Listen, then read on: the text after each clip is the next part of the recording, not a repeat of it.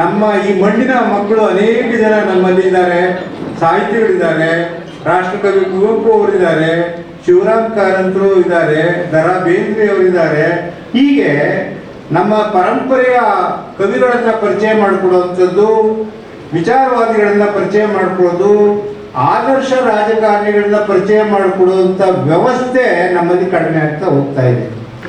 ನಮ್ಮ ವಿದ್ಯಾರ್ಥಿನಿಯರು ಅವರಲ್ಲಿ ಏನು ಸಂಸ್ಕಾರ ಬೆಳಿಬೇಕು, ಚಿಕ್ಕನಿಂದ ಏನು ಭಾಷಾ ಪ್ರೀತಿ ಬೆಳಿಬೇಕು, ಏನು ನಾಡು ನುಡಿಯ ಪ್ರೀತಿ ಬೆಳಿಬೇಕು, ಎಲ್ಲಕ್ಕೂ ಹೆಚ್ಚಾಗಿ ತಂದೆ ತಾಯಿಯನ್ನ ಚೆನ್ನಾಗಿ ಪ್ರೀತಿಸುವಂತ ಮನೋಧರ್ಮ ಬೆಳಿಬೇಕು. ಅದನ್ನೆಲ್ಲನೂ ಕೂಡ ಈ ಭಾವನಾತ್ಮಕವಾದಂಥ ಅಂಶಗಳನ್ನ ನಮ್ಮ ಮಕ್ಕಳಿಗೆ ಹೇಳ್ಕೊಡ್ತಾ ಇಲ್ಲ. ಹಿಂಗೆ ಅಂತ ಅಂದ್ಬಿಟ್ಟು ಏನೋ ಇದನ್ನ ನಮ್ಮ ಮಕ್ಕಳು ಬೆಳಗ್ಗೆನೇ ಇಟ್ಕೊಂಡು ಕೂತ್ಕೋತವೆ. ಅವು ತಿಂಡಿ ತಿನ್ನಿಸ್ಬೇಕಾದ್ರೂ ಕೂಡ ಮುಂದುಗಡೆ ಇಟ್ಕೋಬೇಕು.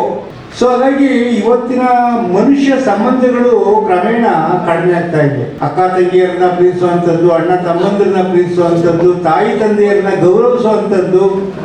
ಹೆಂಗೆ ಅಂತಂದ್ರೆ ವಯಸ್ಸಾದವ್ರನ್ನೆಲ್ಲ ಅವರೆಲ್ಲ ಪ್ರಯೋಜನ ಇಲ್ಲದ ಪ್ರಾಣಿಗಳು ಅಂತ ಅನ್ನೋ ತರದಲ್ಲಿ ಬಿಂಬಿಸುವಂತಹ ಒಂದು ವಾತಾವರಣ ನಮ್ಮ ಸಮಾಜದಲ್ಲಿ ನಿರ್ಮಾಣ ಆಗ್ತಾ ಇದೆ.